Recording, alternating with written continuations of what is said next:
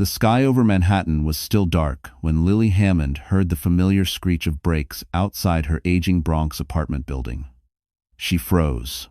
It was 5:14 a.m., too late to be working, too early to be innocent. Her husband's Mercedes usually purred like a secret, but tonight it whined as if exhausted from running somewhere it shouldn't have been. Lily, 7 months pregnant and fighting the tightness in her chest, walked slowly to the window. Bradley stepped out of the car with his shirt half tucked and his tie missing, his hair messed in a way no board meeting could justify. She whispered to herself, "Please, not again." But the real blow came when she saw it, a small blue stuffed dinosaur sitting on the back seat. The same toy Bradley claimed he bought for our son, the one he never handed to her, the one she assumed he kept in his office. It wasn't just the toy, it was the faint shimmer of glitter on it. Lily didn't own anything with glitter. But Camila Rhodes, the event planner Bradley had insisted was just a colleague, wore glitter on every dress she posted online. Lily felt her knees weaken. Her hands pressed against her belly as the baby kicked, as if sensing her heartbreak. She walked to the door, just as Bradley stepped into the hallway, smelling of hotel soap and a floral perfume she didn't wear. "You're up early," he said casually, refusing to meet her eyes. "Where were you?" Her voice trembled. Not with anger, but with a familiar, exhausted fear. Bradley sighed, annoyed. "Lily, don't start. You're emotional. Pregnancy does that." Before she could respond, a voice echoed faintly from downstairs, a deep, steady voice she didn't recognize. "Mrs. Hammond? I think you dropped something by the car." Lily blinked. Someone else had seen, someone else had noticed, and what he was holding in his hand made Bradley's face turn white. The stuffed dinosaur wasn't alone. Something else was attached to it. Lily Hammond had always believed that marriage required patience, even sacrifice. Growing up in a small town outside Cleveland, she was raised to think that love was something you fought for, even when it bruised you. Her mother used to say, "A good wife holds the family together."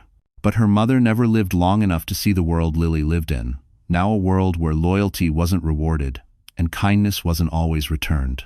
At 30 years old, Lily found herself balancing 12-hour shifts at New York Presbyterian Hospital while carrying a child whose father was drifting further away each day. She had moved to New York with dreams of stability, imagining late-night takeout dinners, warm living rooms, and a husband who would rub her back after a long shift. Instead, she shared a cramped studio apartment where every argument echoed off peeling paint, and every apology felt thinner than the walls around them. Bradley used to meet her at the hospital lobby with takeout from her favorite Thai place. Now he complained she was too tired to enjoy real dinners. He used to press his hand to her belly and whisper to the baby. Now he muttered about the cost of formula and daycare before the child was even born. The more her belly grew, the more excuses he found to stay out working late. Lily held on to hope longer than most women would. She told herself that stress changed people, that fatherhood scared some men. She tried harder, cooked more, cleaned more, and avoided bringing up the loneliness that swallowed her nights. But no matter how much she tried, Bradley's attention slipped further away, as though her growing belly overshadowed her worth. She wasn't blind. She saw the changes: new suits, pricier cologne, late-night showers the moment he returned home. But it wasn't until tonight, staring at the glitter on that stuffed dinosaur, that all the whispered suspicions solidified into something sharp enough to cut. The man downstairs who called to her, she had never seen him before. When she stepped out into the hallway, she found him standing under the dim ceiling light, holding the stuffed toy in one hand and a small metallic card in the other. He looked mid to late 30s, dressed in a charcoal coat that didn't belong in their rundown building. His presence felt out of place, like a polished puzzle piece dropped into the wrong box. "This was on the ground near your car," he said, offering the card. Bradley stepped forward too quickly. "We don't need help, thanks." Lily ignored her husband and took the card. It wasn't a credit card, it was a key card, sleek, black, embossed with the golden crest of the Plaza Hotel. She felt something inside her go cold. The stranger's gaze softened when he saw her expression. "I'm sorry if I overstepped. I just didn't want you to lose it." Bradley grabbed the card from her hand. "I said, we're good." The stranger held Bradley's eyes for a long moment, then looked back at Lily, offering a small, polite nod before he turned to leave. But Lily noticed something. He glanced at her belly concern, not pity, crossing his face before he disappeared into the stairwell. Her heart pounded. The plaza, Bradley's smell, Camila's glitter, the toy meant for their baby. And the stranger? He clearly knew more than he said. And tomorrow morning, Lily would learn exactly who he was. The next morning, Lily moved through the tiny studio apartment like a ghost. She barely slept, replaying every second from the night before Bradley's messy appearance. The glitter on the toy, the black plaza keycard, and the stranger with the steady voice, who seemed to know more than he let on.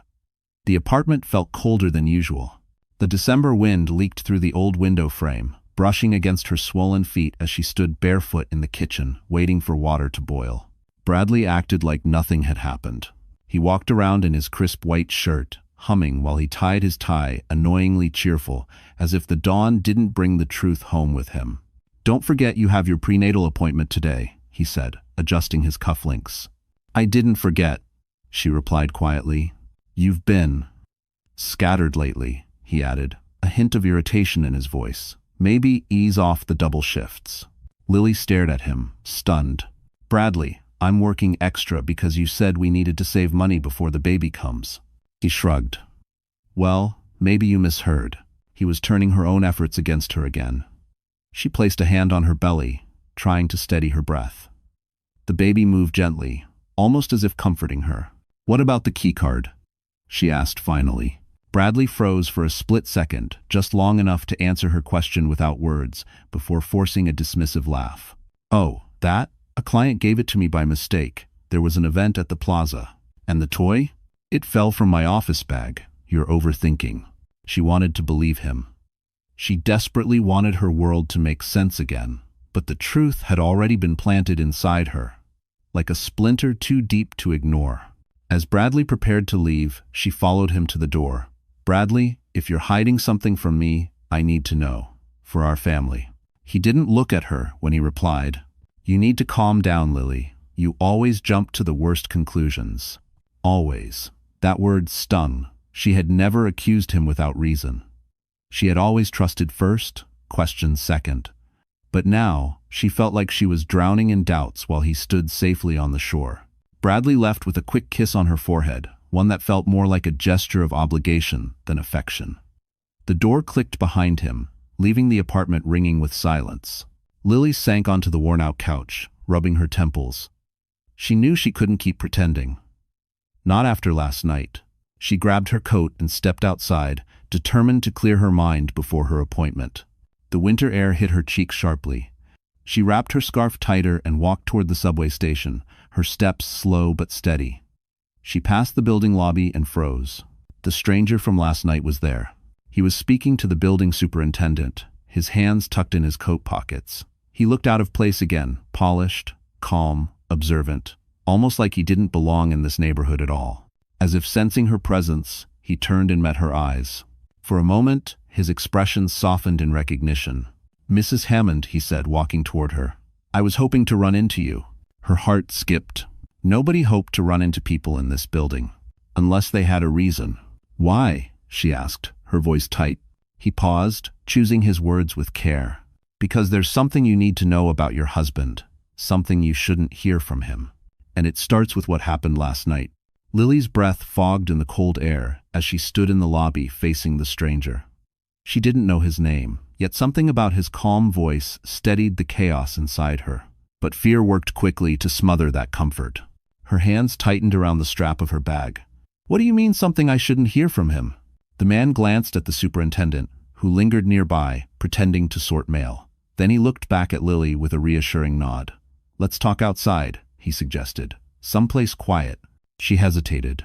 Every instinct told her to turn around, to flee, to protect herself.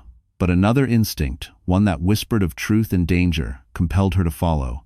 They stepped onto the sidewalk. Snow from the night before crunched beneath her boots. "My name is Ethan," he said finally. "Ethan Calloway." The name struck her unexpectedly. She'd heard it before on news segments, in articles Bradley forwarded to himself, in conversations he dropped like trophies.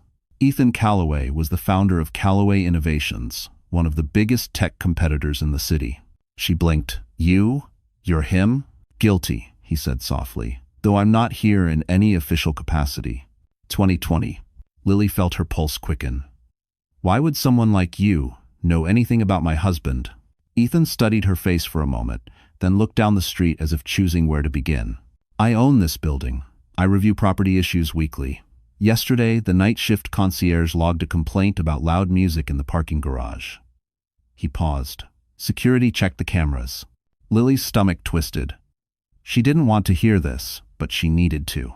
There was a woman with your husband, Ethan continued. They were in his car for over an hour. I didn't know who he was until I saw him come upstairs this morning. The cold air suddenly felt suffocating. Lily gripped her coat tighter, partly for warmth, partly to keep herself from collapsing. You're sure it was him?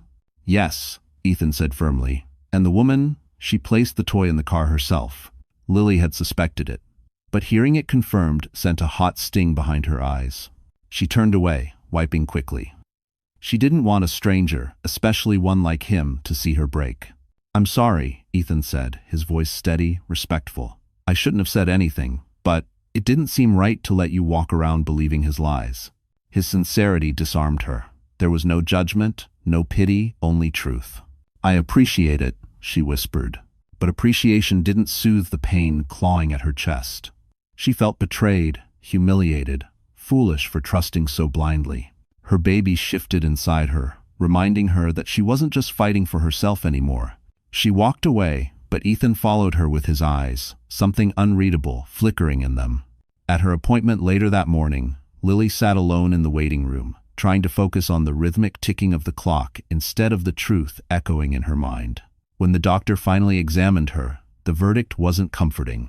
Your stress levels are too high, Dr. Kaplan warned. You need rest, real rest.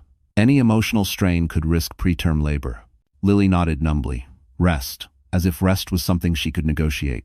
By the time she stepped back onto the street, the world felt heavier. She wrapped her coat around her belly, preparing to walk home. Then her phone buzzed. A message from an unknown number. It contained one line. Your husband is not at work today. A second message followed, this time with a photo. A photo taken inside a hotel suite. A photo of Bradley. And he wasn't alone. The cold wind whipped against Lily's cheeks as she stood frozen on the sidewalk, staring at the photo on her phone.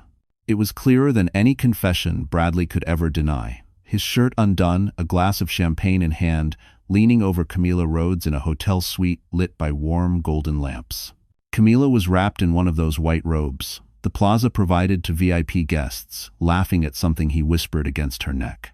Lily couldn't breathe. For a moment, she wasn't sure if she was standing or falling. The baby shifted inside her, grounding her in the most painful way possible. She looked around, trying to find a bench, a wall, anything to hold on to. Her legs felt hollow, her vision blurred. She forced herself to inhale deeply, then again, she needed to stay upright. For the baby, her phone buzzed again. Unknown number. He booked the suite for the next 2 nights. Lily swallowed hard. The humiliation stung more than the betrayal itself. Bradley wasn't just cheating, he was comfortable, relaxed, settled into a life she didn't belong to. As though she had become a burden he could shed like an old coat. Pulling her scarf tighter, she began walking toward the subway station. Her steps slow and uneven. She didn't notice how people looked at her pregnant, shaking, clearly distraught. The city didn't stop for broken hearts. When she finally reached the platform, she grabbed a support pillar and leaned against it. A tear slipped down her cheek. She hated crying in public, but she couldn't hold it anymore. A voice interrupted her spiraling thoughts. Are you okay? She turned. Ethan Calloway stood a few feet away, his expression unreadable but concerned. He wore the same charcoal coat, but now the morning light caught the sharp lines of his face, making him look even more out of place in the gritty underground station. What are you doing here? She whispered. I saw you leaving the clinic, he said simply. You didn't look well. I wanted to make sure you got home safely. Her chest tightened. You followed me? Not in a creepy way, he added gently, in a worried way. For some reason, that softened her. Lily looked down, tears dripping onto her coat.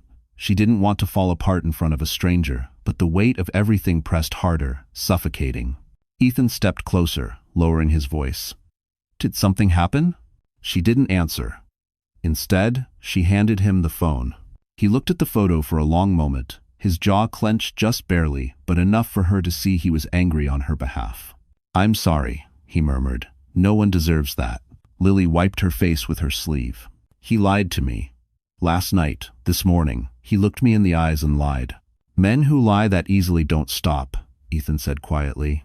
Another wave of nausea rolled through her. She grabbed the pillar again, struggling to stay steady. "Hey," he said quickly, stepping forward. "Sit down before you faint." He guided her to a nearby bench, keeping one hand close in case she stumbled. She sank down, breathing unevenly. Her stomach tightened, a pressure she didn't like. Ethan crouched in front of her. "Do you want me to take you home? Or to the hospital?" Lily opened her mouth to answer, but she winced instead, her hand flying to her belly. A sharp pain pulsed below her ribs. "Lily?" Ethan's voice sharpened. "What is it?" She tried to speak, but another cramp tightened through her abdomen, stronger this time. I don't know." Ethan's eyes widened. The pain wasn't normal, and it wasn't stopping. The first cramp had frightened Lily, but the second one stole her breath. She gripped the edge of the subway bench as the pain rippled through her abdomen, sharp and deep. Her lungs fought for air. Sweat broke across her forehead despite the cold December draft sweeping through the station. "Lily, look at me." Ethan's voice was steady, calm, but firm. "How long has this been happening?" She shook her head, wincing. "It just started. I don't know. It hurts." "Okay." He rose instantly. "We're going to the hospital." "No," she gasped, panic flooding her. I don't want to make it worse. Maybe it's just from stress. I just need to breathe." "Stress doesn't cause this kind of pain," Ethan replied, already pulling out his phone. "You're 7 months pregnant. I'm not leaving you here." A third cramp tightened around her belly like a fist. She doubled forward, a soft cry slipping out. Her vision blurred around the edges. People passed by without stopping New York, at its most indifferent. Ethan knelt beside her again, his hand hovering near her shoulder. He didn't touch her, but the gesture was grounding. "Lily, you're not safe here. You need a doctor." Her heart hammered painfully. She thought of Bradley, how he would shrug this off, how he would say she was being dramatic, how he had left her to face everything alone. Tears gathered in her eyes again, unwanted and humiliating. "It's just been a really bad day," she whispered. "I'll be fine." "No," he said softly. "You won't. And you don't have to pretend in front of me." Something about his tone, gentle but unyielding, broke the last thread of her resistance. She nodded weakly. Ethan stood, offering his hand for balance. Lily took it, not even thinking about what it meant. His grip was warm, steadying. With his support, she rose slowly, breathing through another wave of pain. "I have a car waiting nearby," he said. "We'll get you there faster than an ambulance." She didn't argue. Couldn't. He guided her toward the exit, keeping close without crowding her. Every few steps she stiffened, and he stopped each time, waiting patiently, letting her dictate the pace. The world around them blurred, screeching trains, rushing commuters, the metallic echo of the station. Everything shrank to the rhythm of her breathing and the pressure gripping her abdomen. When they finally reached the street, a black SUV idled by the curb, the driver stepped out immediately when he recognized Ethan. Without question, he opened the back door and helped Lily inside. Ethan slid in beside her, New York Presbyterian. Now, the SUV pulled into traffic. Lily pressed her palms against her belly, trying to soothe the tightening muscles. She could feel the baby moving, frantic, restless. Her throat tightened. "Is something happening to him?" she whispered. Ethan shook his head, but his eyes held concern. "We're getting you help in time. Focus on breathing. In through your nose, out through your mouth." Lily tried, but a trembling sob escaped. "Bradley won't even pick up if I call. He wouldn't come." "Then don't call him," Ethan said quietly. "Call someone who cares." She stared at him, confused. "I don't have anyone else." The car hit a bump, and another cramp seized her, harder than the rest. She cried out, grabbing the leather seat. Ethan leaned forward urgently. "Driver, hurry." He turned back to her. "Lily, stay with me. Look at me." She lifted her tear-filled eyes to his, trying to focus on his steady gaze. The SUV swerved around a corner, hospital lights coming into view. Another pain tore through her. This one felt different. Lower, heavier. And suddenly, Lily felt something wet spreading beneath her. The moment Lily felt the warm wetness spread under her, panic cracked through her like lightning. Her hands trembled as she lifted them slightly, staring at the reddish stains seeping across her coat. "No, no, no." Her voice broke into a terrified whisper. Ethan reacted instantly. "Lily, look at me. Stay awake. We're almost there." The driver swerved hard into the hospital entrance. Tires screeched. The car jolted to a stop. Ethan was out the door before the wheels settled. He rushed to her side, helped her out carefully, supporting most of her weight as she clung to him. The cold air hit her legs like needles, and another cramp tore through her, so sharp she doubled forward and cried out. Inside the emergency entrance, nurses scrambled as soon as Ethan shouted, "Pregnant woman, heavy bleeding." His voice carried authority, firm, commanding. People moved. A wheelchair appeared almost instantly. Lily collapsed into it, gripping the armrests so hard her knuckles went white. "Ma'am, how far along are you?" a nurse asked. 7 months, Lily gasped. They rushed her through the hallway, fluorescent lights flashing overhead. She could barely keep her eyes open. She heard the nurses murmuring to each other, words like preterm labor, possible placental abruption, and fetal distress. Words no mother wanted to hear, especially alone. Ethan kept pace beside the wheelchair, refusing to fall behind. "You're not alone, Lily. I'm right here." Her voice shook. I'm scared." "I know," he said quietly, "but I'm not leaving. They whole. If you cancers of seas of the process to do seas." They burst into a room where 2 doctors immediately took over, helping Lily onto the bed, attaching monitors to her belly and arms. A fetal heart monitor crackled to life, filling the room with a rapid rhythm, too rapid. Her heart clenched. "Is he okay? Is my baby okay?" Dr. Patel, a woman with warm eyes and a sharp tone, adjusted the monitor and spoke quickly. "His heart rate is high. We need to stabilize you. Try to breathe. Andersa. If you come in days, no, tubation." The phrase repeated again, "try to breathe," but every breath hurt. Fear consumed her. She felt it everywhere, under her ribs, in her throat, in her bones. "Do we call the father?" another nurse asked. At that, Lily's throat closed. She pictured Bradley in the plaza suite, wrapped in soft hotel light, laughing, drinking, living a life that had no room for her or the baby struggling inside her right now.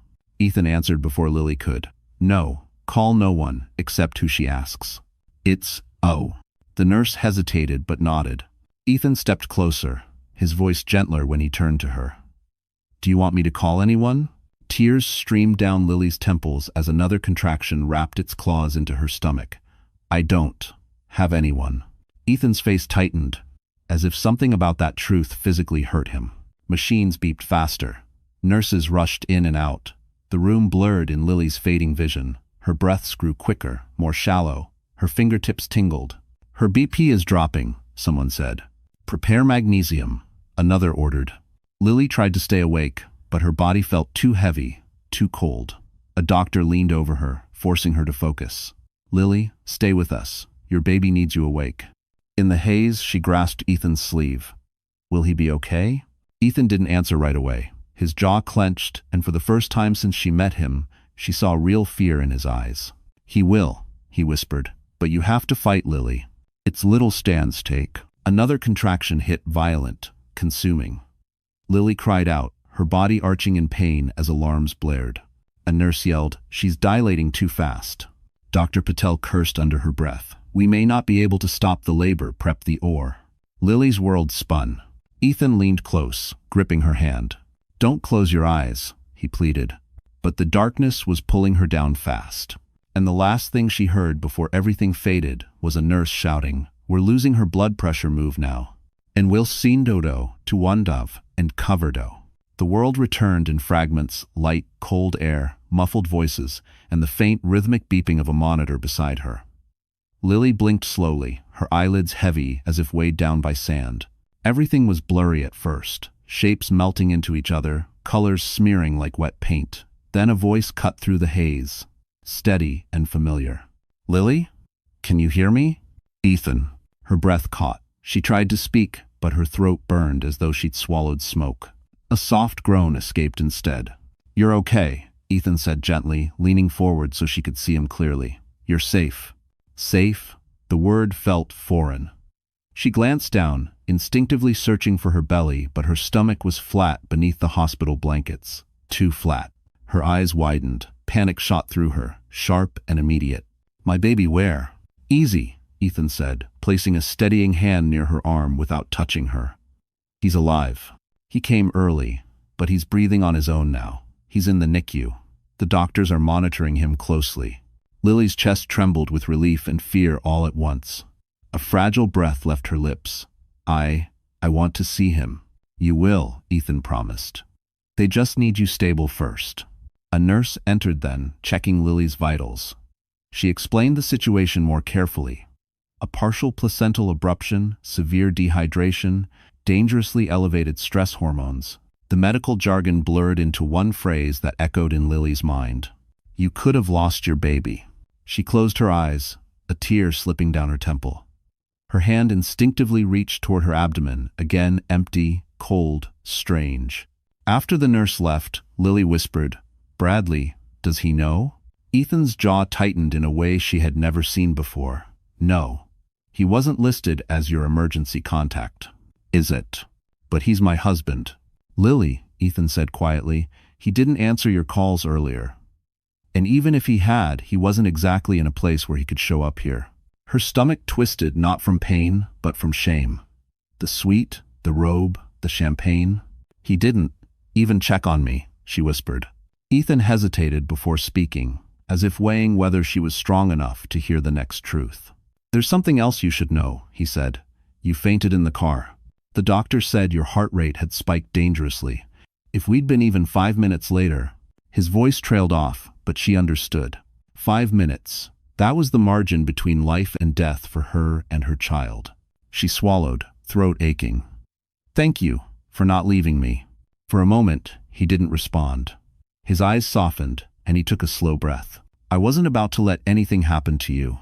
Silence settled between them, heavy but strangely warm. Lily felt herself drifting again, exhausted. But then another thought surfaced, sharp enough to jolt her awake. How did you know my name?" "Before today." In the lobby. Ethan froze. His expression changed, not guilt, but conflict. As if he'd been waiting for this question and dreading it. "I recognized you," he said finally. "Not at first, but later." "Recognized me?" she repeated, confused. He nodded slowly. "Your husband? Bradley Hammond." He paused. "We've crossed paths before, more than once." Something cold slid down Lily's spine. "What do you mean?" Ethan exhaled, the truth heavy on his tongue. "Bradley isn't just a man who cheats," he said quietly. "He's a man who destroys everything he touches." Lily's pulse quickened. "Destroys? What?" Ethan met her eyes, steady, serious. "Careers, partnerships, people. And he tried to destroy mine once." She stared at him, breath trembling. "What did Bradley do to you?" Ethan leaned closer, lowering his voice to a near whisper.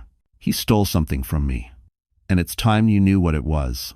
For a long moment, Lily simply lay there, staring at Ethan, her heart thudding unevenly beneath the thin hospital gown. She had expected many things: anger, disappointment, a vague warning. But not this. Not a sentence laced with history and danger. Her voice wavered. What did Bradley steal from you?" Ethan leaned back in the chair beside her bed, his expression tightening the way people look when they return to a memory they'd buried on purpose. "Years ago," he began slowly, "I wasn't who I am now. I was building my company from scratch. Small office, tiny staff. Bradley was one of my early sales reps. Charismatic, ambitious, someone who wanted success faster than it could be earned." Lily's breath caught. She knew that version of Bradley all too well. Ethan continued. "I trusted him, gave him access to our client proposals, and he took everything, our presentations, pricing models, even confidential product data. He sold all of it to a competitor." His jaw clenched briefly. "I found out when I walked into a meeting and watched another company pitch my work as their own." Lily's fingers tightened around the blanket. "He didn't even deny it?" she whispered. "Oh, he denied it," Ethan said with a cold laugh. "He told the board I was unstable, overwhelmed, unfit to lead. He tried to paint me as paranoid. He knew how to twist a narrative even back then." Ethan's fists flexed slightly. I nearly lost my company because of him. Lily felt her chest ache with shame, though she knew the sin wasn't hers. I didn't know, she murmured. You wouldn't, Ethan replied gently. Men like Bradley hide their worst parts from the people they think won't look too closely. Her eyes stung. That was exactly what she had been: blind, hopeful, desperate to see the good, even when it was fading. Ethan studied her for a moment before continuing quietly. The night I saw him with that woman, it wasn't the first time he acted like nothing would ever catch up to him. A tear slid down Lily's cheek. Why didn't you tell me sooner? Because it wasn't my place, he said, voice softening. But now, after everything, you deserve to know who he really is. Lily pressed her hand to her forehead. He doesn't just lie, he destroys. And her voice broke. I built my entire life around him. Ethan didn't move closer, but his voice wrapped around her like steady hands. That's not your fault. She wiped her eyes, her body trembling with exhaustion and anger. He's still in that suite, isn't he? She whispered bitterly, laughing, drinking, acting like nothing happened. Ethan hesitated. Yes, he said softly. The words sliced through her. She turned her face away, staring at the wall, fighting the weight of heartbreak that threatened to pull her under again.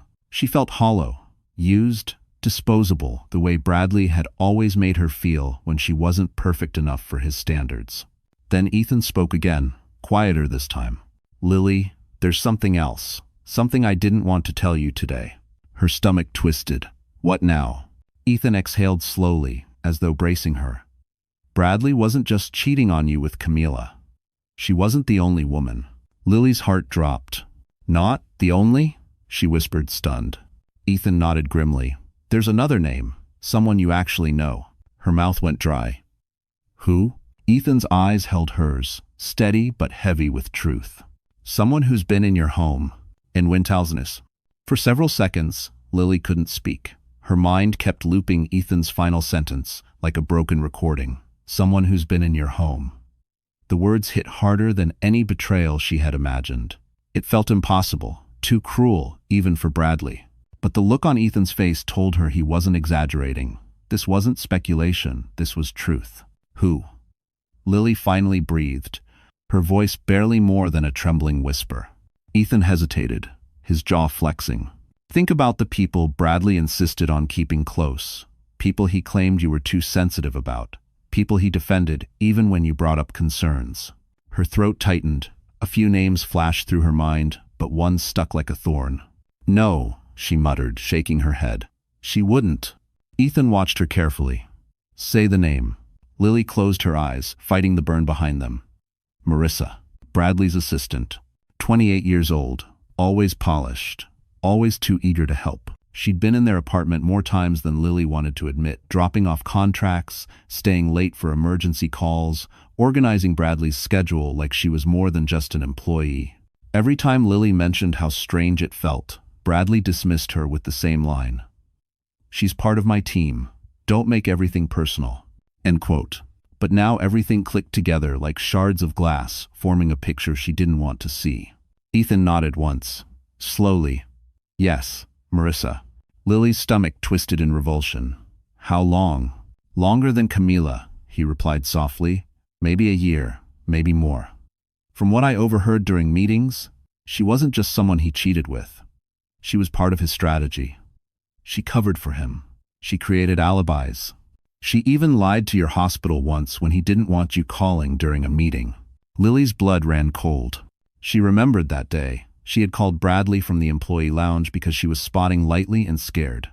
Marissa was the one who answered, saying Bradley was in the middle of an investor presentation. But Bradley later told her he'd never gotten a call. He blamed her for not dialing the right number.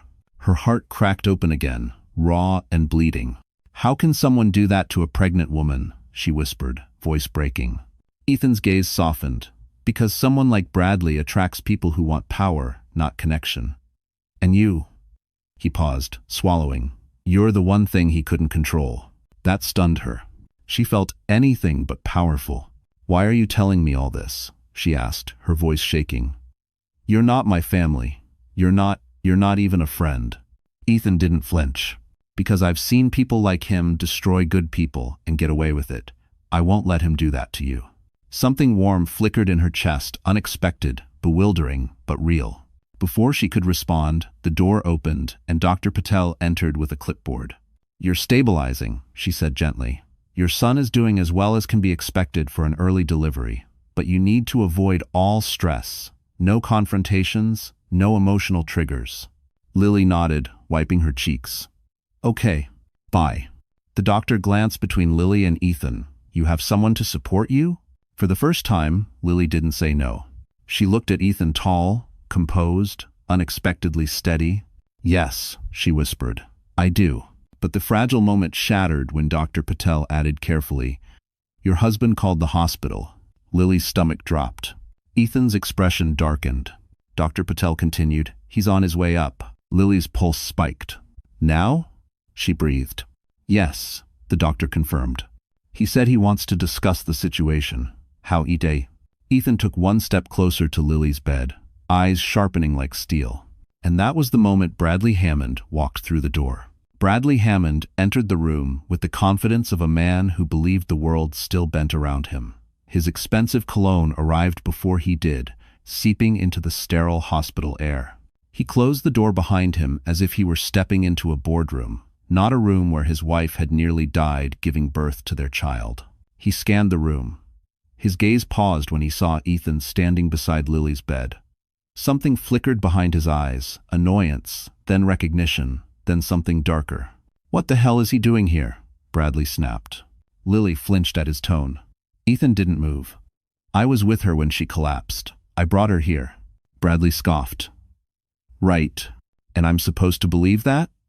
He turned to Lily, forcing a smile that didn't match the hardness in his eyes. "Honey, you look pale. You should have called me." Lily stared at him, numb. "I did," she whispered. "You didn't answer." Bradley waved a dismissive hand. "Meetings, Lily. You know how it is." She felt something twist sharply in her chest, not pain this time, but disgust. "You were at the plaza," she said quietly. The air shifted. Bradley's smile froze. "What?" "You heard me," Lily whispered. "I know." Bradley's jaw clenched, then he forced a laugh. "You're being dramatic again. Pregnancy hormones. Remember? You always jump to..." "Stop talking to her like that." Ethan's voice sliced through the room. Both Lily and Bradley looked at him, Lily startled, Bradley enraged. "You don't get to tell me how to talk to my wife," Bradley growled. Ethan stepped forward just enough to make a point. "Then start acting like a husband, instead of a man who abandons his pregnant wife in a subway station, bleeding out." Bradley's face went red. "This is none of your business." "It became my business," Ethan said evenly, "when she nearly died in my car." Lily shut her eyes, Ethan's words hitting her with a painful truth she hadn't allowed herself to feel yet. She had nearly died, and Bradley wasn't there. "Lily," Bradley continued, softening his tone into the manipulative warmth she knew too well. "He's filling your head with nonsense. I'm here now. Let's just reset. Start over. We can fix this." Lily opened her eyes, her voice trembling but sharper than before. "Fix what, Bradley? The affair with Camila? Or the one with Marissa?" The color drained from Bradley's face. He turned cold, furious eyes toward Ethan. "You told her?" "I told her the truth," Ethan replied. Bradley's fists curled. "You always wanted to ruin me, since the day you fired me. You sabotaged me," Ethan cut in. "You stole from me, and you've been stealing from Lily ever since." The room fell into a tense, suffocating silence. Finally, Bradley turned to Lily, his voice low and vicious. "He's using you to get back at me. You're too naive to see it." Something inside Lily snapped. "No," she said, her voice breaking but firm. "What I am is done. Done being ignored. Done being lied to. Done being treated like I don't matter." Bradley's eyes widened. He wasn't used to losing control of the narrative. "Lily, I almost lost our baby," she whispered, "and you didn't even show up." Bradley took a step toward her bed. Ethan moved instantly, placing himself between them. Bradley glared at him. "Move." Ethan didn't. The two men locked eyes, silent thunder sparking between them. It was Bradley who spoke first. "If you think you can take my wife from me," he hissed, "you'll regret it." Ethan's voice was ice. "She's not something to be taken." Bradley opened his mouth to retort, but the door burst open. A nurse rushed in, breathless. "Lily, there's a complication with your baby. We need you in the NICU now." Bradley spun toward her. Ethan stepped back. Lily's eyes filled with terror, and the nurse whispered, "Your son isn't breathing properly. It's a valivus for us." The world blurred as the nurse pushed Lily's bed down the hallway toward the NICU. Bright lights streaked above her like sharp white lines, making her vision swim. Her chest tightened with every passing second. She didn't care about the pain in her abdomen or the weakness in her limbs. All she could think was, "My baby, please, please just breathe." Bradley ran beside the bed, his breath heavy, his face pale. Ethan followed close behind, calm but tense, his eyes fixed on Lily as though he could steady her with sheer presence. When they reached the NICU, the doors opened with a hiss. The room inside hummed with the soft, relentless beeping of machines. Lily's heart clenched as she looked across the room and saw a tiny incubator. A nurse stood beside it, adjusting wires. Inside was her son. So small, so fragile, his skin reddish and thin, his chest rising and falling with uneven effort. A mask covered his tiny face, and tubes ran along his arms, disappearing into the machines, keeping him alive. Lily felt her breath catch. "My baby." The nurse turned, her expression sympathetic but focused. "He's having trouble maintaining his oxygen levels. We're stabilizing him now." Bradley pressed a hand to the glass of the incubator, his jaw tight. "Is he going to make it?" The nurse glanced at him briefly. "We're doing everything we can." End quote. Ethan stood silently at Lily's side, watching the baby with an intensity that surprised even him. Something protective surged through him, unexpected but undeniable. Dr. Patel entered, her expression crisp and serious. "Lily, he's fighting, but preterm babies sometimes struggle with lung development. The next hours are critical." Lily's vision blurred with tears. "Can I touch him? Please? Just once." "You can place your hand inside the incubator," Dr. Patel said softly. "Just be gentle. It's a developable." Lily's fingers trembled as she reached through the small opening. She touched the back of her baby's hand lightly, so lightly. His skin was warm, softer than she imagined, impossibly tiny. And then something happened. His fingers curled around hers. Just barely, but enough to make her knees weaken. "Hi, sweetheart," she whispered, tears streaming down her cheeks. "Mommy's here. I'm right here." For a moment, his oxygen monitor steadied. The line smoothed, the beeping slowed. "He recognizes your voice," the nurse murmured. But the fragile peace shattered when Bradley suddenly snapped. "We need to talk." His voice cut through the sterile room like a blade. "Lily, we can't keep doing this. We need to figure out our marriage before." Ethan stepped in front of him instantly. "Not now." Bradley's eyes narrowed. "You don't get to decide that. You don't get to put pressure on a woman who almost died," Ethan shot back. "This is my family," Bradley barked. "Then act like it," Ethan said coldly. Lily flinched, the stress rising dangerously. The monitor beside her baby began to beep faster. Dr. Patel intervened sharply. "Both of you out, now. She cannot handle this." Bradley opened his mouth to argue, but the doctor's voice cut like steel. "Out, or I'll have security escort you." Ethan stepped back, but didn't leave. "I'm not upsetting her." Dr. Patel looked at him, then nodded. "You can stay, but keep your voice low." 100-0. Bradley stared at them both, incredulous, betrayed, furious. "You two think you can gang up on me?" he hissed. "You think she'll choose you over her husband?" Lily, holding her baby's fragile fingers, didn't even look at him. "I choose my son," she said quietly. Bradley froze. For the first time, he realized he was losing control. He backed toward the doorway, stunned. "I'll be back," he muttered. "We're not done."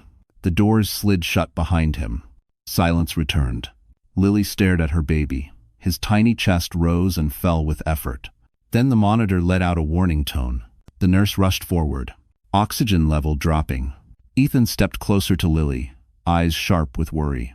And Dr. Patel whispered urgently, "His lungs aren't responding. We may have to intervene immediately." The NICU room felt colder now. Machines hummed with a tense, mechanical rhythm as nurses worked swiftly around Lily's tiny son. Lily's tears blurred the lights overhead. She couldn't lose him, not after everything, not after fighting so hard. Her voice cracked as she whispered into the incubator, "Stay with me, baby. I'm right here." Ethan stood beside her, shoulders tense, expression razor-sharp with worry. He didn't touch her, but his presence anchored her in place. Dr. Patel issued orders quickly. Respiratory team on standby. Increase oxygen. Prepare for non-invasive ventilation. Fourth, night port. A nurse adjusted the tiny mask on the baby's face. Her hands practiced but gentle. Then the doors hissed open again. It wasn't Bradley this time. It was worse. Camila Rhodes walked into the NICU, her designer heels silent on the polished floor, her hair curled neatly, her coat draped over her arm like she owned the place. And beside her god, Lily could barely breathe, walked Marissa. Marissa, the assistant Lily had once offered homemade muffins to, the woman she'd let into her kitchen. The woman she defended to her friends. Lily's stomach twisted with nausea. Camila's lips curved into a smug smile. "Well, isn't this tragic?" Dr. Patel immediately snapped, "This is a sterile unit. You can't be here." Marissa lifted a badge with a rehearsed smile. "We're with Mr. Hammond." He said his wife was exaggerating and causing chaos. "We're here to escort him." Ethan stepped forward sharply. "You're not escorting anyone." Camila smirked. "Oh, I know who you are. Ethan Calloway. Always so self-righteous." She tilted her head. "Still bitter about losing your biggest deal to Bradley?" Ethan's jaw tightened, but he didn't take the bait. Marissa crossed her arms. "Bradley said, Lily is unstable right now. He needs support. He asked us to check on him while he talks to hospital leadership about her behavior."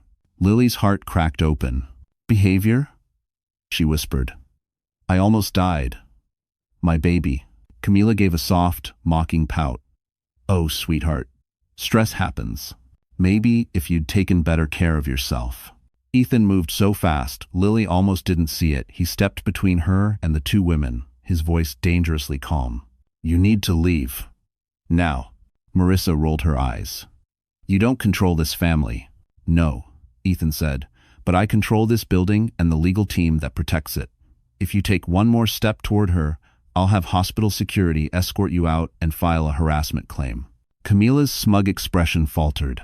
"Doctor," Patel nodded sharply, "you two are interfering with medical care. Out."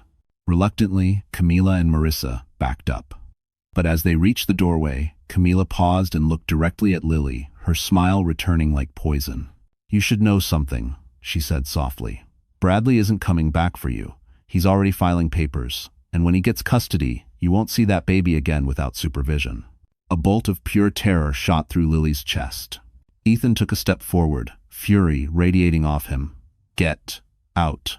Finally, the doors closed behind them.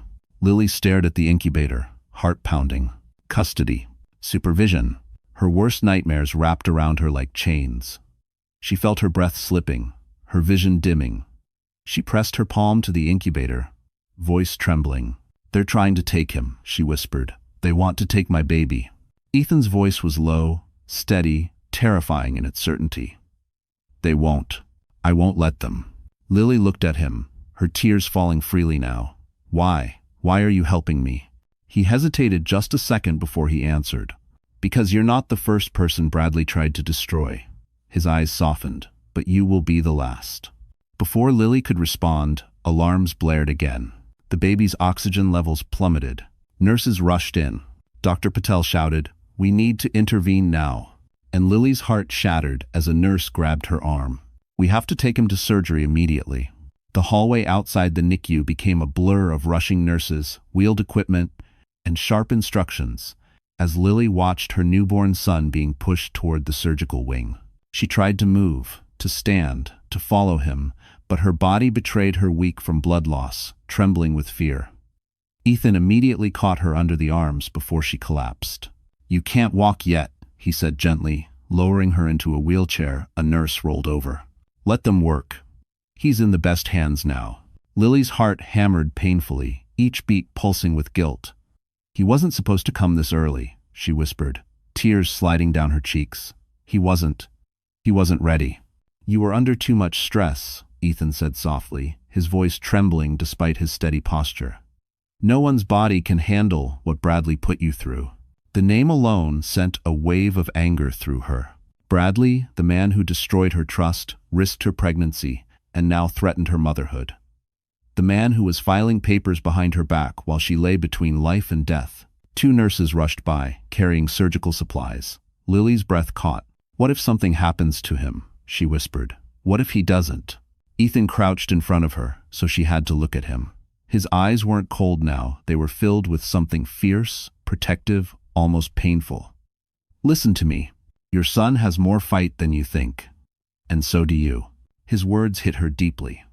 For the first time since the pregnancy began, she felt seen not as a burden, not as a problem to fix, but as a mother fighting with everything she had. A doctor in blue scrubs approached them.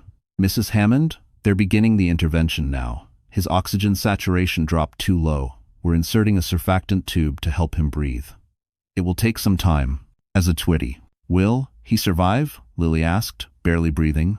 The doctor didn't offer false comfort. "He's very premature. There are risks, but he's stable enough to attempt this, and that's a positive sign." She nodded slowly, refusing to let the panic swallow her again. When the doctor walked away, Ethan remained kneeling beside her, elbows resting on his thighs. "Lily," he said quietly, "I want to tell you something. It's important." She wiped her face, her voice hoarse. "What is it?" "What Camila said earlier about custody, that wasn't an empty threat." His jaw tightened. "Bradley is planning something big. He's been preparing for weeks." Lily's stomach sank. "Preparing? For what?" "For taking everything from you," Ethan said. "Not just the child. Your money, your stability, your freedom." "I don't have anything," she said bitterly. "You have more than you think," Ethan replied. "You're his wife, legally. Which means he wants things signed before the baby gets stronger and before you regain your strength." Her breath hitched. He wouldn't do that. Not now." But the look in Ethan's eyes said otherwise. "Bradley doesn't see family," he said. "He sees leverage." Lily closed her eyes, tears welling again. "Why is he doing this to me?" "Because he's afraid," Ethan answered. "Afraid of his mistakes catching up. Afraid that you'll expose him. Afraid of losing control. And to never go." At that, Lily opened her eyes. Her voice trembled. "What? Mistakes?" Ethan hesitated, then leaned closer, lowering his voice. "There's something you need to know before he makes his next move. Something I didn't want to tell you until you were stronger." He swallowed, his tone darkening. "Bradley's company is under investigation, and he's trying to pin everything on someone else." Lily's eyes widened. "Someone else? Who?" Ethan exhaled slowly. "You." Her world tilted. "No," she whispered. "That's impossible." "He forged documents with your name on them," Ethan said. "Financial transfers, authorization signatures. He's building a case that you used his position to funnel money illegally." Lily's pulse roared in her ears. "He's setting you up," Ethan finished. Step by step. Before Lily could respond, the surgical wing doors burst open and a nurse rushed out, breathless. "Mrs. Hammond, there's a change." Lily's body tensed. "A change?" she whispered. The nurse nodded, eyes wide. "Your son's heart rate just crashed." For a heartbeat, the hallway fell completely silent. Lily didn't hear the machines. She didn't hear the footsteps. All she heard was the nurse's words echoing inside her skull. His heart rate just crashed. The world tilted as if ripped open. She tried to stand, but her knees buckled instantly. Ethan caught her as she stumbled forward. "Easy," he said, voice low but urgent. "You're not steady." End quote. "I need to get to him," Lily cried, pushing against his arms. He needs." "You will," Ethan promised. "But if you collapse, you won't make it through the door." A surgeon stepped out from the operating suite, mask still on, face tight with concentration. "Mrs. Hammond, we're administering emergency measures now." His heart rate dipped dangerously low. "We're ventilating him manually and adjusting the surfactant dosage." Lily's voice cracked. Is my baby dying?" The surgeon hesitated in that terrible heavy way physicians do when the truth could shatter a spirit already breaking. "He's fighting," he said, "but he needs stability. And right now, his body is struggling to keep pace." Lily pressed a hand over her mouth, trying not to scream. Bradley chose that moment to reappear, storming down the hallway like a man inconvenienced by someone else's crisis. "What's happening?" he demanded.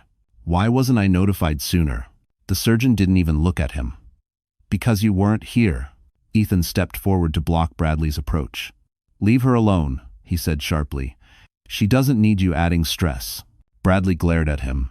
"You think this is your moment to swoop in and play hero? She's my wife, not yours." Lily turned, her face streaked with tears. "Stop it," she whispered. "Stop fighting." "I can't." Her voice cracked. "Not right now." End quote. Bradley's expression softened artificially, walking toward her with a wide, overly gentle step. "Honey, listen. Everything's going to be fine. Our son is strong, and I'm here now." Lily stared at him, exhaustion pulling her features down. "You weren't here when it mattered." Bradley stiffened. Ethan looked away, jaw flexing. But the surgeon cut in abruptly. "Mrs. Hammond, we need your consent to proceed with invasive ventilation." "Yes," Lily said immediately. Bradley stepped in. "Hold on, I want to see the paperwork. We're not making decisions without clarity. We don't have time for debates," the surgeon snapped. "The baby doesn't have minutes to waste." Bradley froze, momentarily thrown off by someone refusing to treat him like a decision maker. Lily's hands trembled violently. Ethan noticed and moved behind her wheelchair, steadying her shoulders without a word. She whispered, "Do it. Save my son." The surgeon nodded and disappeared into the room. Lily held her breath as the doors swung closed again. She felt weightless, terrified, hollowed out. Bradley exhaled sharply. "I need to call someone from the legal team, just to protect us." "You know hospitals can." "No," Lily said without looking at him. "We're not calling anyone." Bradley stared at her, stunned. "You're making emotional decisions." "My child is on an operating table," she whispered. "Everything is emotional." Bradley scoffed. "Lily, you're clearly not thinking straight." Ethan snapped his head up. "Back off." "Or what?" Bradley growled. Ethan stepped closer, lowering his voice to a dangerous calm. "Or I'll make sure the next person the doctors treat is you." Bradley's eyes widened. Before he could respond, the operating room alarm sounded again. A nurse burst through the doors, face pale. "Mrs. Hammond, your son's heart stopped. We're performing compressions." Lily's lungs collapsed around her grief. The nurse continued, "You need to prepare yourself." He might not respond. The world seemed to tilt sideways as the nurse's words sliced through the hallway. His heart stopped. "We're performing compressions." Lily felt her soul leave her body. Her hands flew to her mouth, muffling a strangled sound that barely escaped her. It wasn't a cry, it was something deeper, older, primal. The sound a mother makes when her child slips between life and death. Her body shook uncontrollably.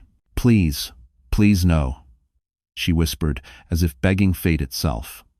Ethan immediately moved in front of her wheelchair, dropping to one knee. "Lily, look at me." She couldn't. Her vision blurred with tears she didn't even feel falling. "Lily," he said more firmly, lightly gripping the side of her wheelchair so she couldn't look away. "Your son is fighting. You can't give up before he does." She blinked through the tears, finally meeting his eyes. There was nothing soft in Ethan's gaze, now only fire, determination, and something frighteningly protective. Bradley paced at the end of the hallway, rubbing his temples.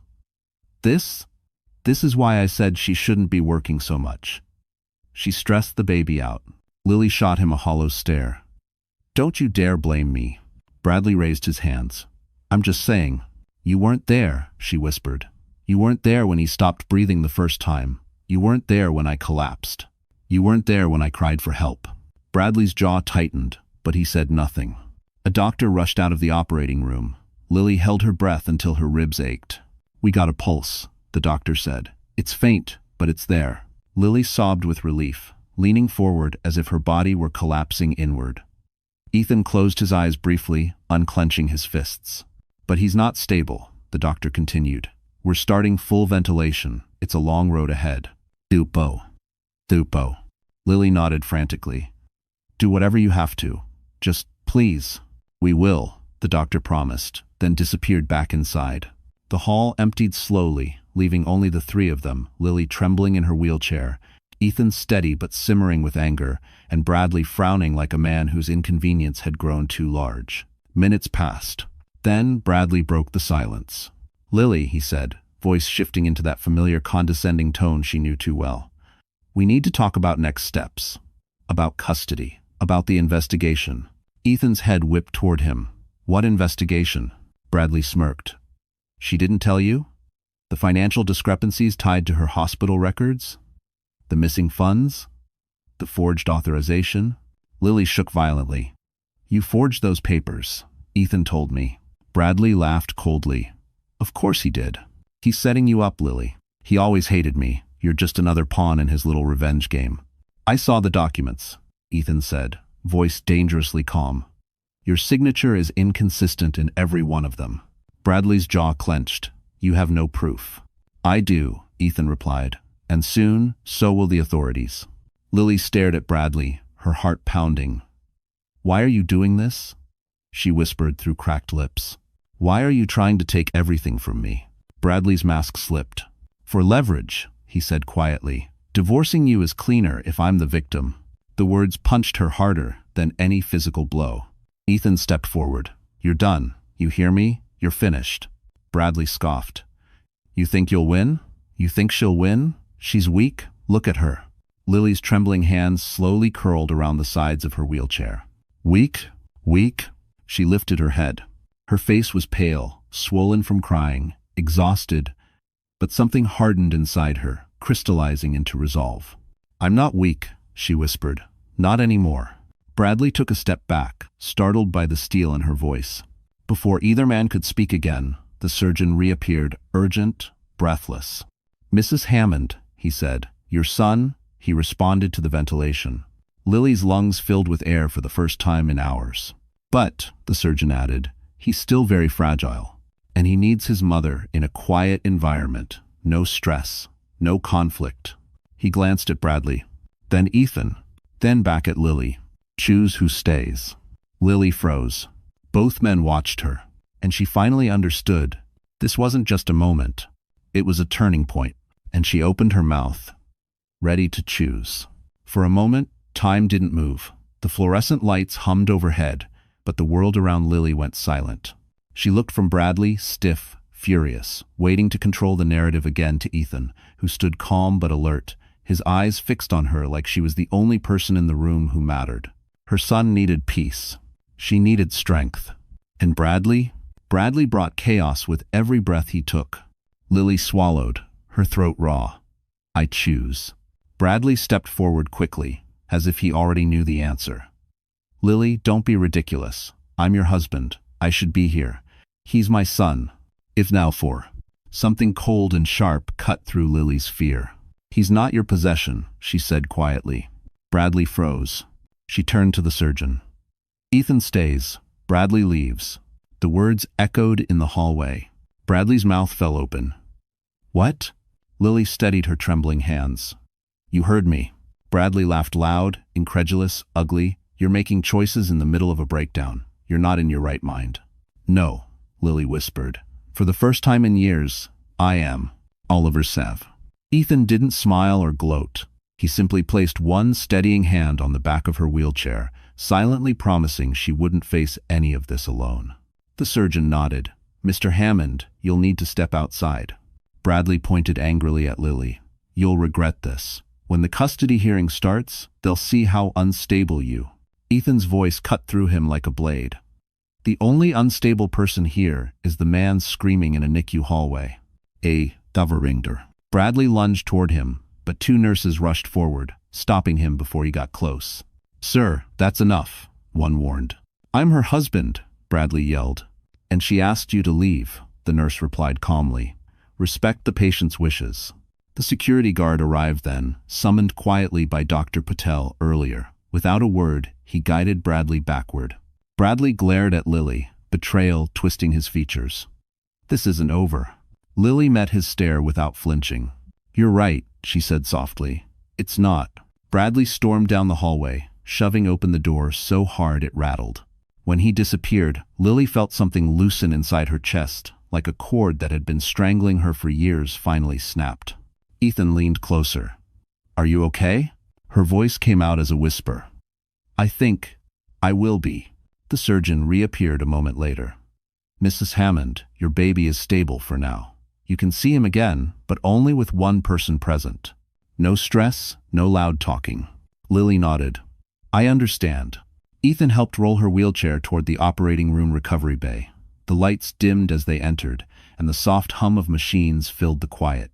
There he was. Her son, tiny, fragile, fighting harder than anyone she had ever known. She reached into the incubator again, her fingertip brushing the back of his hand. Mommy's here, she whispered. And I'm not going anywhere. It's $11. Ethan stood behind her in silence, giving her space. And yet she felt him there, like a shield at her back. Minutes slipped by, her son's breathing steadied, his heart rate climbed by the tiniest margin. Lily exhaled shakily. He's fighting, she murmured. He takes after you, Ethan said. She turned slightly, meeting his eyes. Something unspoken hung between them, something warm, something terrifying, something she didn't yet have the strength to name. But before she could respond, the door slowly opened again. A different nurse stepped inside, holding a clipboard. Mrs. Hammond? She said carefully. There's a detective downstairs asking to speak with you. Lily stiffened. A detective? She whispered. Ethan's expression darkened instantly. About what? The nurse took a breath. He said it's regarding financial fraud, connected to your name. Lily's blood ran cold. Bradley had officially made his move. For a few seconds, Lily couldn't breathe. The NICU hum, the soft beeping of machines, even the quiet warmth of her baby's tiny hand, all of it faded into a distant echo. A detective. Fraud. Her name? The nightmare Bradley had been constructing in the shadows was no longer theoretical. It had arrived. And it had teeth. Ethan immediately stepped closer, steady and protective. You're not talking to anyone alone, he said, kneeling beside her wheelchair. Not in your condition. Not while he's doing this. Lily swallowed hard, her heart pounding so loudly she could barely hear her own voice. If I don't go, it'll look worse. It'll look worse, Ethan agreed calmly.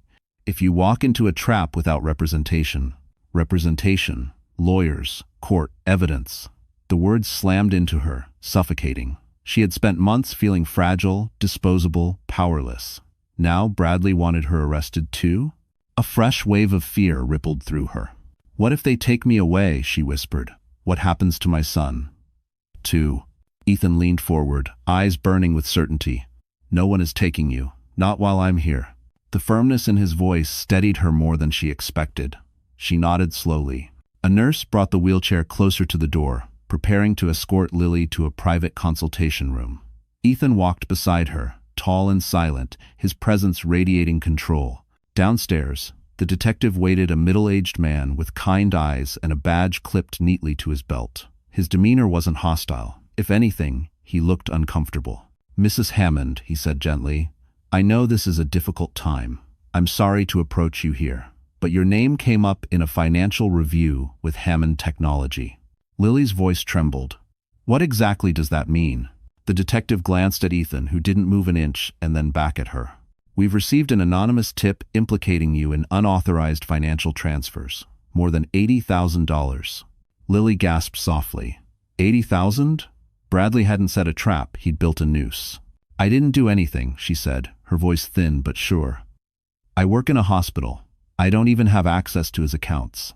That's what didn't sit right with me, the detective said. The signature on the authorizations didn't look consistent. I asked for handwritten samples. And, well, he opened a folder and showed her copies of the forged forms. Even in her shaken state, Lily could see the differences. The slanted letters, the unnatural curves, the slight shake in the lines. That wasn't her handwriting, it was someone copying it. Bradley or Marissa. The detective continued. Normally, we'd begin with a home visit or formal interview, but given your medical situation, I chose to come here first. Ethan stepped forward slightly. Detective, with all due respect, someone is framing her. The detective nodded. I suspected that, especially after learning where Mr. Hammond has been this morning. Lily's brows furrowed. Where? The detective hesitated. He filed a request for full emergency custody. Lily felt the floor tilt. Emergency? Custody? He nodded slowly. He claims you're mentally unstable, financially reckless, and unfit for care. The kind of claim that usually gets dismissed, unless paired with financial fraud. Lily's stomach twisted into knots. Bradley wasn't just cruel. He was strategic, calculated, deadly. The detective lowered his voice. Mrs. Hammond, based on what I've seen, I don't think you're guilty, but you need legal protection. Immediately. Ethan placed a hand on the back of her wheelchair. I'll handle it. I have a legal team ready. The detective nodded. Good, you'll need them, because Mr. Hammond isn't backing down. Lily's hands shook. Her baby was fighting to breathe upstairs. Her marriage was in ruins. Now the law itself was being weaponized against her. I can't lose my son, she whispered, her voice cracking. I won't let him take my child. Ethan crouched beside her, eyes steady, unwavering. Then we fight him, and we win. The detective closed the folder. One more thing, he said quietly. Mr. Hammond isn't acting alone. Lily blinked. What? The detective hesitated. Someone else filed a companion statement backing his claims. Who? Lily whispered. Ethan's expression sharpened. The detective exhaled. Your husband's assistant, Marissa Green. For several long seconds, Lily couldn't speak. Marissa Green, the woman she had welcomed into her home, offered leftovers to, trusted with her husband's career, now signing documents declaring Lily unfit to be a mother. Rage flooded through her slowly, not a flash of fire but a spreading burn, steady and consuming. She lied for him, Lily whispered shakily. She helped him set me up. The detective nodded. Her statement claims you've had emotional outbursts at work, that you threatened Bradley, that you showed signs of postpartum instability even before the birth. That's impossible, Lily said, breath trembling. I was working double shifts. My supervisors trusted me. I know, the detective said gently. I spoke to one of your colleagues before coming up. They described you as responsible, quiet, professional. He paused. The accusations don't match who they believe you are. Lily looked down at her trembling hands. But that won't matter if Bradley has enough forged evidence. Her voice cracked. He wants to erase me. Completely. Ethan's voice turned to steel. And he thinks he can. That's why he moved fast before she had time to recover, before she had legal help, before the baby stabilizes. The detective nodded. This was planned, coordinated, and very deliberate. Lily's vision swam. Her baby was fighting in the NICU upstairs, and meanwhile, the man who vowed to protect her was orchestrating the destruction of her entire life. Ethan pressed a hand gently onto the wheelchair. We need to pull every piece of leverage before he files anything else. I'll get my legal team. They specialize in corporate fraud. They'll tear the forged documents apart. And Bradley? Lily whispered. What about him? Oh, he's already losing ground, Ethan said darkly. And we're about to take the rest. Just then, the elevator doors opened. Bradley stepped out, expensive coat on, tie loosened, entitlement dripping off him. He spotted the detective and smirked. You must be Detective Lowell. I appreciate you taking my concerns seriously. My wife, well, she's fragile, emotional, and I believe she made mistakes she isn't ready to admit. The detective's expression hardened. Mr. Hammond, I'd advise you not to speak on her mental state without medical evaluation. Bradley laughed lightly. Look, I know you have to be formal, but when you see the evidence— There is no evidence, Lily whispered. Bradley turned toward her, eyebrows raised. What was that, darling? She lifted her head slowly. There was nothing fragile in her eyes now. Nothing soft. Nothing afraid. I said, she repeated, there is no evidence, because you forged it. Bradley's smile faltered. Excuse me? Ethan stepped forward calmly. We have your forged signatures. We have timestamps. We have documents misaligned with her hospital hours. The detective crossed his arms. And we have reason to believe Marissa Green supplied false statements. Bradley's composure cracked. Panic flickered beneath the surface, but he covered it with arrogance. You can't prove anything. Oh, Ethan said softly, but we can. Bradley scoffed. You're just doing this because you want her. Ethan didn't blink. I'm doing this because she deserves justice, and because she almost died while you were drinking champagne at the plaza. Bradley froze. You can't say that. Yes, I can, Ethan said, because I own part of that building, and I have surveillance. The blood drained from Bradley's face. Lily watched, breath uneven, as the first true fear crept into her husband's eyes. Detective Lowell spoke firmly. Mr. Hammond, I suggest you remain available. We'll need formal statements from all parties. Bradley opened his mouth to argue, but the detective turned away, signaling the conversation was over. Ethan leaned close to Lily. This is where everything starts turning. You're not alone anymore. End quote. Lily closed her eyes, tears sliding down her cheeks, this time not from fear, but from the smallest flicker of hope. But then, a nurse burst from the elevator. Mrs. Hammond, come quickly. Your son? Lily's heart dropped. What happened? She begged. The nurse swallowed. He just opened his eyes, but he's asking for you. The moment Lily entered the NICU recovery room, she felt the world shift. The lights were dim, the machines steady, and her son, her tiny, impossible miracle, rested beneath a soft glow. His little chest rose and fell more regularly now, his breathing supported but stable. She could hear it. She could feel it. Life, fragile, but fighting. A nurse gently lifted him and placed him into Lily's arms for the very first time. Her breath caught. She stared down at the child she had, almost lost the child she fought for through betrayal, fear, and near death. He blinked up at her, eyes barely open, but seeking her face as if he already knew her. Hi, my love, she whispered, tears dropping silently onto his blanket. Mommy's here. And nobody is ever taking you from me. Ethan stood near the doorway, giving her space but unable to hide the warmth in his gaze. His expression softened in a way that made Lily's heart ache, not with grief this time, but with a slow, blooming hope she had not expected to feel again. The nurse cleared her throat softly. He responds best to your heartbeat, she told Lily. He calms when you speak. He knows you. Lily smiled through her tears, rocking her son gently. I know him too. Minutes passed in a hush, sacred and still. Then the door opened. Detective Lowell stepped in, holding a folder. Mrs. Hammond, I thought you should hear this directly. His tone shifted surer now. We reviewed the building footage. We spoke to hotel security. And we obtained digital records from Mr. Hammond's assistant's devices. Lily stiffened slightly, and? He exhaled. The fraud documents were forged. Completely. We found the originals with Marissa Green's handwriting, not yours. Lily's entire body sagged with relief. Detective Lowell continued. Mr. Hammond has been taken in for questioning. There's a strong likelihood he'll face charges for financial crimes, obstruction, and attempted custodial interference.